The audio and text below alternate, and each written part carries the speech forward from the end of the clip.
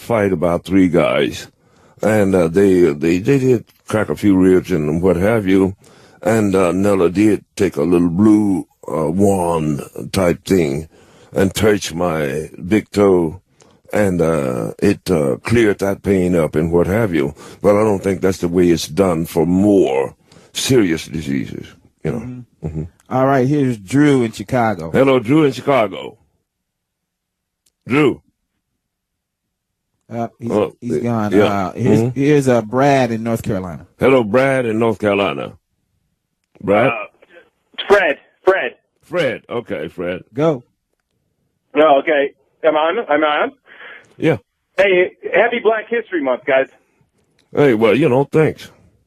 Are you guys doing anything special to celebrate, like doing a special show or anything like that? Well, no, they haven't informed me of any extra shows or anything like that or what have you, and it's kind of news to me. I wasn't keeping up with what history it was on what month, but now that you mention it, maybe after the show or something, we'll have a brewski or whatever. Thanks, Brad. Thanks, Brad. Next call, this is Anthony in Wisconsin. Hello, Anthony in Wisconsin. Hey, Kwam Salaji Wan Riley and Kwam Salaji Wan. Kwam Salaji Wan. Hey, I got 2 questions for you, Riley. Mm-hmm.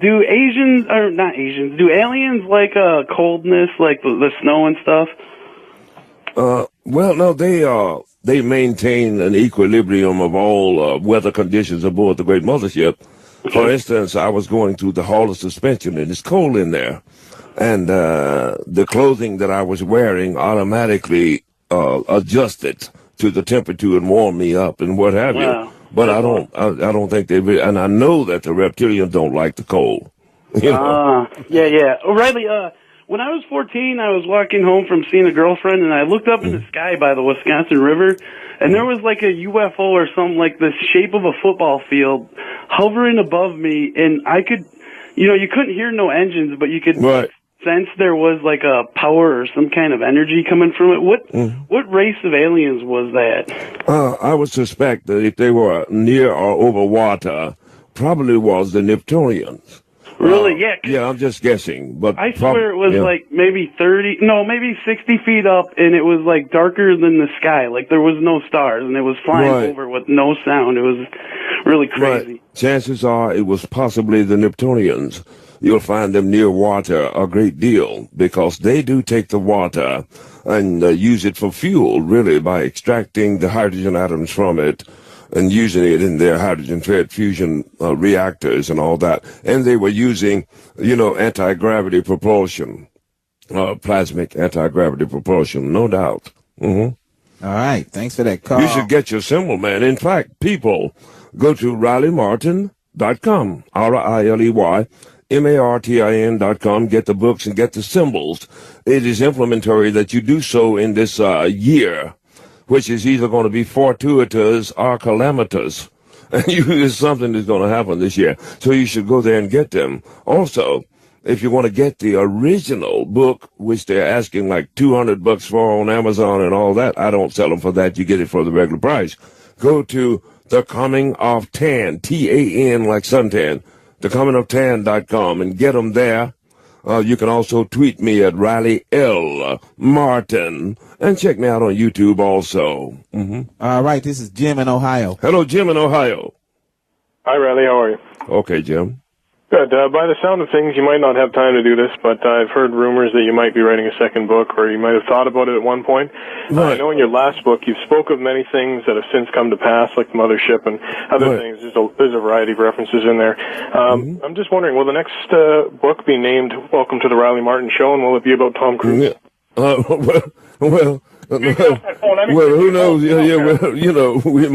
We might include Tom Cruise in it, but I have another book to write. In fact, Matt and Eron has been on me, and my wife has been on me about getting started on the next book. But I haven't yet done so. But you're right. I'm late, and I should start on that project, really and truly. All right, here's Joe in Texas, Riley. Hello, Joe in Texas. Hey, Riley, how you doing? Good evening. Good evening. Hey, what are your thoughts about the Earth coming to an end this year in December? I know that there are a great deal of cosmic things happening. the sun will line up on what they call the event horizon, and then there are going to be a number of planets that comes into jagged alignment this year. I'm thinking that the gravitational pull combined from those, coupled with the sunspots and flares and things of that nature, is going to make for a very, very eventful year. Now, I've got to talk to these people in the sky to see about getting some help. Now, they won't keep us from blowing each other up. However, I believe they have the technology to let us get through this rough time, but I do not yet know. I'll know more about it about the middle of this year, good man. But yes, this will be an eventful year all over. Mm-hmm. All right, thanks for that, Carl. Okay, say for instance that this airlift actually occurs and they take humans off the planet. Mm-hmm. You say that after 1,000 years they would give humans a choice to come back to this planet. And I want to know, do you think that there will be any surviving humans over that 1,000-year period? And if not, how long will it be before they become completely extinct? Well, okay. Now, I'm just guessing at least 1,000 years before the Earth would regain its equilibrium and things of that nature. I suspect that there will be a number of survivors in various different places. But then they would be starting over, more or less, since all of the accoutrements that we have here are gone. And then they would have to also deal with the elementals of nature and all of its, all of its production and output and things of this nature, as well as the elements, the atmosphere, the earthquakes and various different things like this. So it's a good bet that quite possibly the human race could cease to be over the next 1,000 years, the ones that are left here, quite possibly, because your little dog and his buddies will kill you if it comes down to it in order to live and what have you. And so that would be an atrocious thing for humans to suffer if that happened. But I did not come here to automatically try and put fear into your heart to say you're automatically going to suffer and die. I came to try and help prevent it, if at all possible. Nonetheless, it's a toss-up to whether humans will live. And yes, you would be allowed an opportunity to return. Many will, some won't. All right. Next call. This is Dan in Georgia. Hello, Dan in Georgia. Hey, Riley. So if you ran out of food, would you just eat your own semen all day? Yeah. Well, no, I mean otherwise, but I would eat your old lady all day.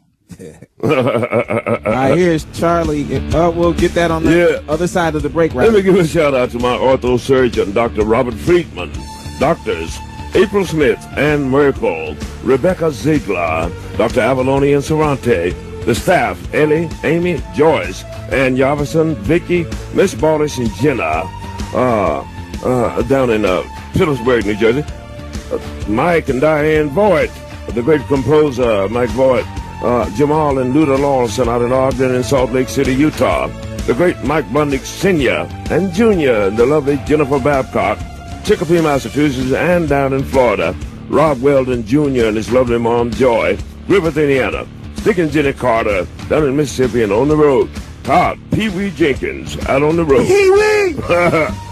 Christian Mortensen, the brilliant young man, his family out in Houston, Texas, the great soldiers James Bucalia, the master gunner Anthony Mariscal, they are all over the place. Cliff and Helene Green and the crew down in Macon, Georgia, loved ones. The great Floyd Kochowski, Devonay, Zach, and great Zach up in Kingston, Michigan. Everett Ellicott and his lovely mom Grace, D.C., Virginia area. Jacobs Woodstock and the crew, Oakville, Ontario, Canada. The great Jim Borrett, North Wales, Pennsylvania. Margaret Whitworth and family out in Ramona, California. And the great Peter Tachi of in Framingham, Massachusetts. Stay with us. We shall return. Riley Martin. In 1953 in northeastern Arkansas, I had seen lights above the river for 3 nights running. Call 888-STERN-101 with your questions. The Riley Martin Show on Howard 101.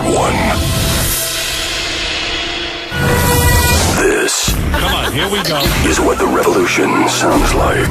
Now, I love Mike Judge. Does it destroy your voice? Like, can you not talk the rest of the day after you do a whole Beavis and Butthead thing? I'll get a little hoarse. What's the hard part? Yeah. Or if I'm doing like a really loud, like, No way, shut up, butthead. They're out in the streets, and they're not going to take it anymore. The Howard Stern Show. Back live tomorrow. 6 a.m. East on Howard 100. 6 a.m. Pacific on Howard 101. You are on the verge of destroying the entire universe. Call 888-STERN-101 and make contact. The Riley Martin Show. Howard 101. And welcome back to the show, people. Forgive the stupid interruptions. You know, that's going to happen because I do not control the screening of the calls here and what have you. They do that back in New York and what have you. Bless their hearts. Anyway, welcome to the Riley Martin Show. Welcome back. People, go to RileyMartin.com. RileyMartin. Get your symbols. Get the books. There's a lot of information in there that was written some 27 years ago that applies to you now and has come to pass. So get the book and get your symbols there. You can also get a copy, a signed autograph copy of the original The Coming of Tan by going to The Coming of Tan, T-A-N, thecomingoftan.com. Also, you can tweet me at, you can get the book also, at Amazon Kindle, you know? You can get the book at Amazon Kindle. Also, tweet me at Riley L. Martin and check me out also on YouTube. Welcome back to the Riley Martin Show. And Matt, you got something over there? Yeah, man? Riley, I got a question from your boy here, Anthony Weiss in New Jersey. Oh, okay. And he writes, Stephen Hawking had said that aliens probably exist and that we wouldn't want to meet the majority of them because some will be violent. Is there any truth in that theory, and should we have any? Should we worry about that possibility? Well, I don't think we have that possibility to worry about. Nonetheless, I've never said that all aliens are cutesy-poo, angelic, little wonderful guys. There are any number of aliens, and exactly all of them are quite capable of laying waste to whole planets if they should so desire. There are cosmic rules against jumping on another sentient species, no matter how weak or stupid they are, because this would open the floodgates for anybody to go around knocking off anybody that's like we do, that's weaker than we are, and things like that. So I have absolutely no fear of any alien in the sky wishing to do us harm, mainly because there are numerous thousands and thousands of planets that are capable of sustaining life, M-class planets. It is not necessary to have to go and kill off an entire species to just get one little dinky planet on the outside of the Milky Way galaxy. You see what I mean? If the room was such until they didn't have anywhere to go or something of that nature, then I'd probably be afraid. But I know that there are more planets than we can count out there that are capable of sustaining life.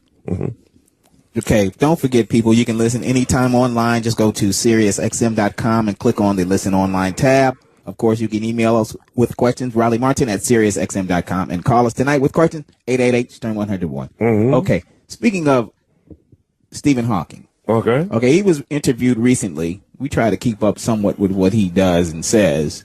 But anyway, they were interviewing him, and someone asked him, you know, what does he sit there, what does he think about all day? And he gave the answer that he thinks about women and that he is mystified by women. Okay, you've mentioned and talked about this neurotronic computer that these extraterrestrials have and that they can't figure out the motivations of women. And I'm saying at this point now,